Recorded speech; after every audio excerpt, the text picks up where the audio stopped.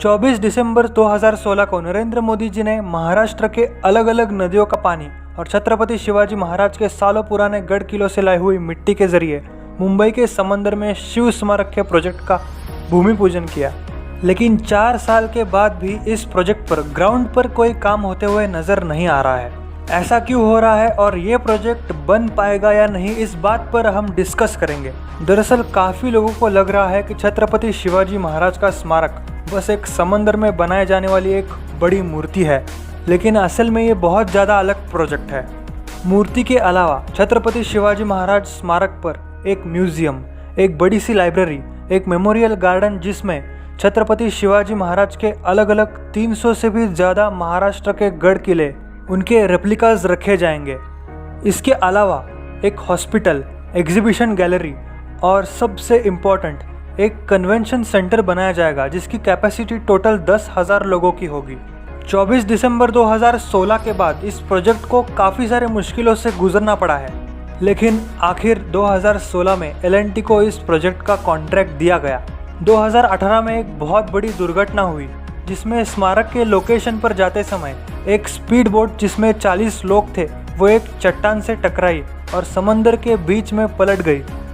इस बात की वजह से मीडिया में इस प्रोजेक्ट को लेकर बहुत सवाल उठाए गए, जैसे कि मॉनसून के मौसम के दौरान इस प्रोजेक्ट पर जाना सेफ रहेगा या नहीं और बहुत सारी चीज़ें। लेकिन फिर भी धीरे धीरे ही सही इस प्रोजेक्ट का काम इन ऑफिस चल रहा था।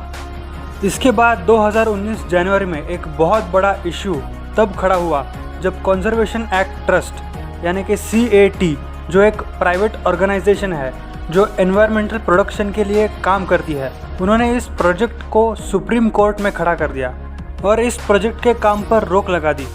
CAT ने पहले ही हाई कोर्ट में इस प्रोजेक्ट पर रोक लगाने की कोशिश की थी, लेकिन वो नाकामयाब रही। पर सुप्रीम कोर्ट ने CAT की बात मानी और इस प्रोजेक्ट पर रोक लगाई। CAT के हिसाब से रोक लगाने के पीछे कारण ऐसा था कि मुंबई में कई सारे एनवायरमेंटल इश्यूज इस स्मारक के बनने की वजह से खड़े हो सकते थे, जैसे कि जिंदा कोरल्स का नष्ट हो जाना जो मुंबई में समंदर में पाए जाते हैं, कोली समाज जो फिशिंग के जरिए अपना रोजगार चलाता है, इनके रोजगार पर असर पड़ना, और इसके अलावा मरीन लाइफ को इस प्रोजेक्ट की वजह से हानि हो सकती है, ऐसा CAT का दावा है। और अभी महाराष्ट्र गवर्नमेंट के सामने सवाल यह है कि इन्हें सुप्रीम कोर्ट में ये प्रूव करना पड़ेगा कि जो स्मारक का प्रोजेक्ट है उसकी वजह से एनवायरनमेंट को कोई हानि नहीं पहुंचेगी।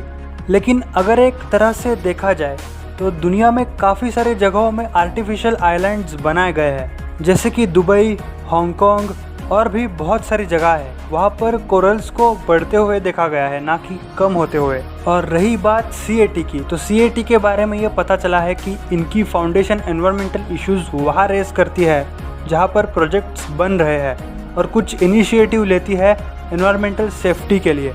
और अब देखना यह है कि महाराष्ट्र गवर्नमेंट कोर्ट में जीतती है या नहीं, और जीत गई तो प्रोजेक्ट कब तक बन पाएगा।